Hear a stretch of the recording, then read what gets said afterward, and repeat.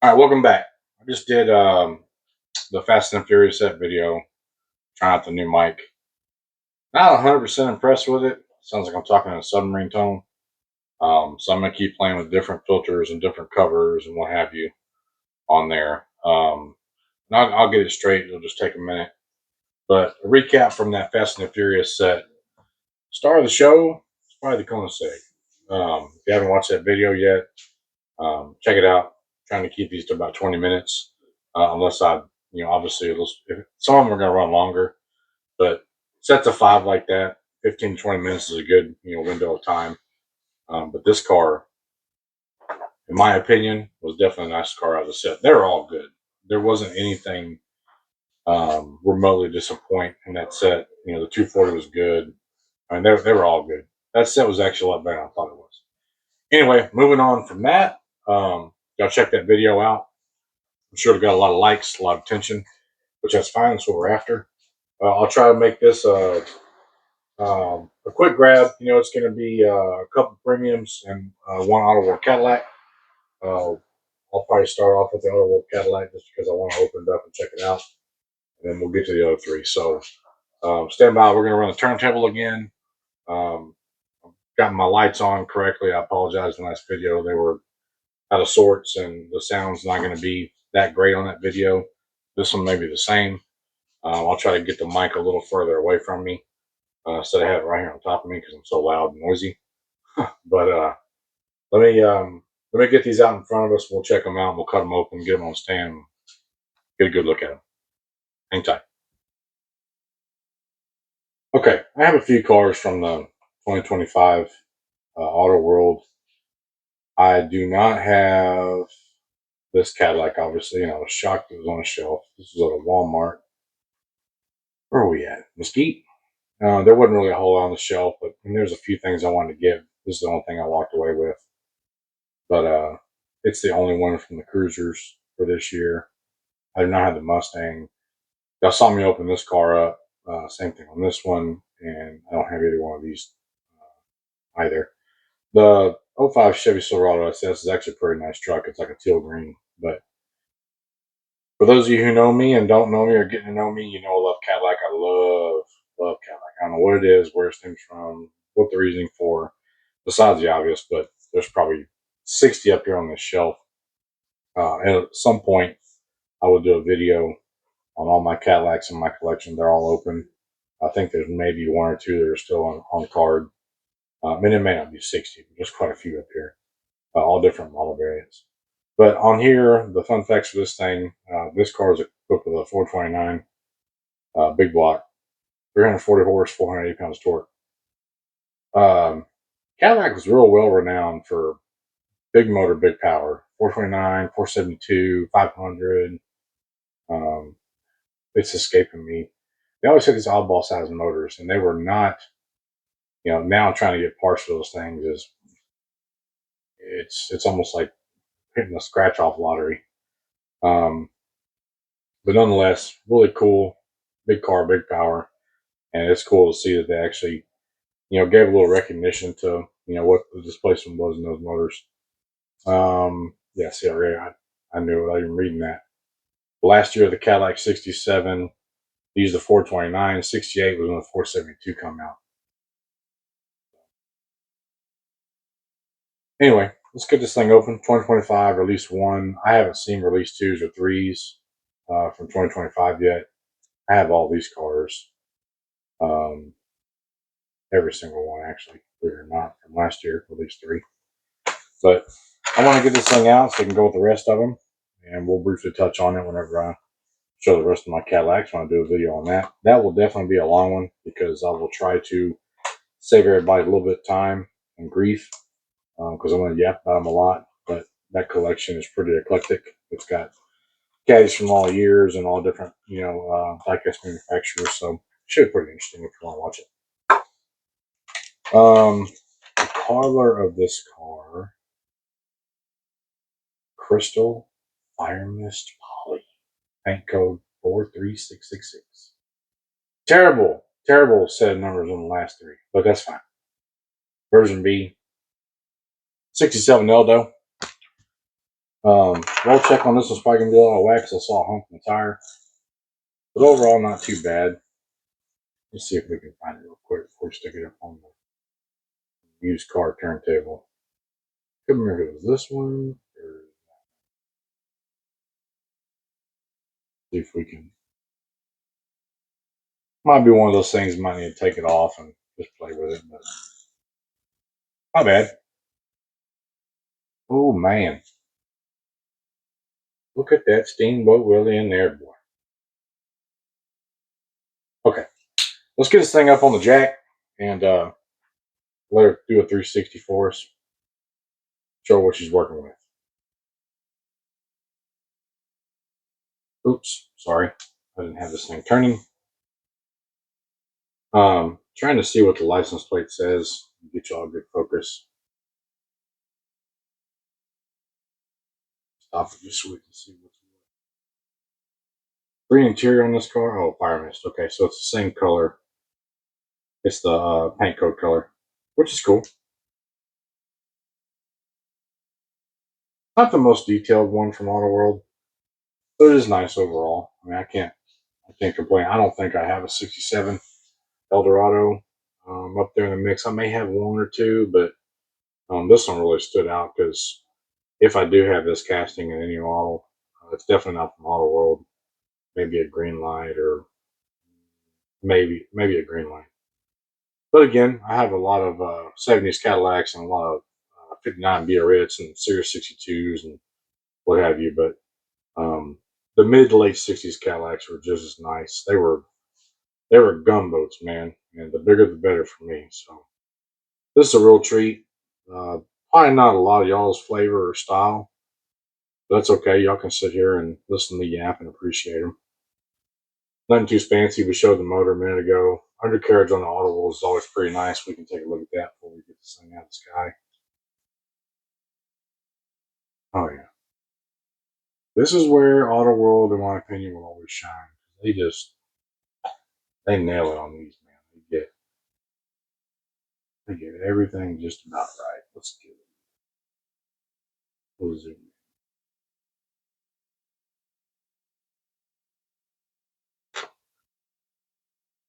It's all there, man. Got a few little things missing, but nonetheless, it's pretty much all there. Again, for those of you who don't know much about AutoWorld, their one of their slogans, if you will, is they're a true 164 scale. Um, I have yet to see if that theory has been busted. They always have really nice chassis detailing. I mean, it's second to none. It's probably an 8.5 or 9 out of 10 on the grade scale. Roll quality is really good. What really turned me on about them initially, besides just their general raw quality, was I really like how they do their tempos and their license plates. It always has some kind of caveat or some kind of cute reference to the model or the line or the series release, if you will. This was no exception. Um, but again, nothing too special, nothing too crazy. Just a clean, big body Cadillac for everybody to admire. That's the only auto world we're going to have for tonight. Won't focus too much on it. We got three Hot Wheels premiums. They're all from Pop Culture series. We'll go through those next and check them out. All right, I see this thing bouncing around all the time and have for probably a year, and for the life of me, I couldn't tell you why I don't have it because I really chase after Volkswagen stuff. The Shorty VW bus is really cool. Cool Kombi by Mattel, if you will. But I have not. I don't have this one. I don't know if I just never really saw it after getting it. If I ever saw it on the shelf, I must have just overlooked it because I would have bought it. But this thing is really cool and it fetches decent money for people who want it. Again, I'm not sure what the big deal is. It's a 80th, glitch to Mattel's anniversary, and it's a shorty VW bus, cool combi. That's a real popular casting with a lot of people in the main lines. But I got one now, and we're gonna bust it out of its snake skin and check it out and see what's what. And this is so lost in the sauce in these things. Okay, so this is a 2025. remember seeing these late last year. I don't know if they're coming out for Christmas or Thanksgiving or wasn't real sure, but pop culture line. It's not numbers, numbered standalone, if you will. But roll quality's obviously going to be perfect. I mean, this thing's like it's on carpet, right? So we'll get it up in the sky on the turntable and check it out. See how brilliant that red paint is. All right, not too much to say, but really good rendition of this casting. The premium in this is so much better than the mainline because a lot of the mainlines don't have details on the front. You know, they're blank or they just have a poor choice of wheels. But this is really nice. The bright red and white with the black rag top is super sweet. Um, yeah, I'm really missing out on why I didn't have this thing a lot sooner. But nonetheless, here it is now. For those of you who have one, and maybe you have more than one, you want to keep one on the car, and you want to break one out, do it. Um, this would also probably look really good if you didn't care about keeping the 80th anniversary of Mattel livery on there. Doing a removal on it and maybe making it a slight custom. Um, it's sweet. I like the wheel choice. I like how they left the wheelie bars in the back. The cadmium zinc finish. Very fitting. Very cool casting. Very glad I have it. It'd be a great addition to the Volkswagen collection that I do have. And after I open up these, probably 15 or 20 that are going to be clamshell jailbreaks, if you will. At some point, I'll go through my VW collection, what it is as a current. I'll try to include everything that is mainline variant. I got some M2s. I got a little bit of this. Just go through the whole thing. I have a few in my display. Obviously, you won't be able to see because I won't pull them out unless I switch them out again. But it's a nice casting. If you got one, you see one on the shelf at a Walmart. I don't remember even remotely seeing them at a Target. Again, I may have passed on this once or twice just for whatever reason, but I found this one at Walmart. This one was found. I got this one in Dallas this weekend. We were up there at Mesquite with the AutoWorld. But there you have it. Let's go on to the last two. Okay, when I played this game, it was way back. I'm talking about PS2. Okay, so I'm dating myself. I played it in the newer versions on PS4 and 5 and the Xbox 360 and Xbox One or what have you, because I think my oldest boy plays it. He's really good at anything with a video console. But Gran Turismo, this is a Lamborghini Huracan LP. I always make these things so long. 620-2 Super Trofeo. I think this is a 25. Yeah, 25 release. Pop culture line. Buddy of mine got this car about a month ago. Um, I haven't seen them on the shelves, but I knew they were out just from trade posts and what have you, and for sale posts. Some of the Facebook groups I'm on, but I figured get it. Why not? I don't really do the Lambo things, but the premiums I like to collect them because they're a lot nicer. I got rid of all the mainlines that I had in Lambos because I just wasn't crazy about them. But this thing's no disappointment, man. Black and gold, man. This thing rolls stellar. I mean, outstanding. Again, this is another reason why I buy pretty much any premium I want that's out there because they're all going to be good to have. But let's get a shot of this thing up on the 360 and get a good look at it in some nice light and check it out. Okay, black and gold is definitely fitting for this car. I don't remember seeing this car in the game. Like I said, I don't glue my head to those things like some kids do nowadays. But this is really nice on this premium. Um, there's no complaints from me. The gold metallic is really sharp. Lamborghini detailing on the backs, I mean, up to par. Cap livery looks really good. Beautiful under this light. The wheels match it to a T. I mean, it's just like peanut butter and jelly, man, all day. So if you're a Lambo fan and you go after the Hot Wheels premiums, this is definitely one you want to add to your collection. It's not a pop race or a NO64 or mini GT, level, but a very nice example from Hot Wheels Premium. They really did a good job on this one. Undercarriage could have been a little bit better, but on these models that are real low profile, they don't do a whole lot of detailing on them, which is fine. I mean, no one really cares about that stuff like some of us guys do. It's just one thing I like to pick apart. But again, very nice example from Hot Wheels Premium. Very good release. Um, Gotta love it, man. Let's check out the Forza. It's a 2016 Ford GT. Stand by. Okay, again from the game console retro perspective, 2016 Ford GT race from Forza. I'm not sure which one. 2025 release. This isn't my favorite rendition for the Ford GT, GT40, GT, Mark, whatever. There's 3 or 4 different variations. But even though I'm a V8 purist, and I've griped about them putting an EcoBoost in this thing, it does make a lot of power. It is very fast. It is very capable, and that's just the time we live in. But it's still holding the heritage and the carrying the torch, if you will, the GT40. That car was very remarkable in a lot of regards. And I'm not talking about just, I hadn't even seen Ford versus Ferrari, guys. I knew a lot about this car, when it was a GT40. And for those of you who don't know, the GT40, not that this is, but it's basically the newer rendition of it. It's a GT40, and it's called that because that car was 40 inches tall from ground to roof.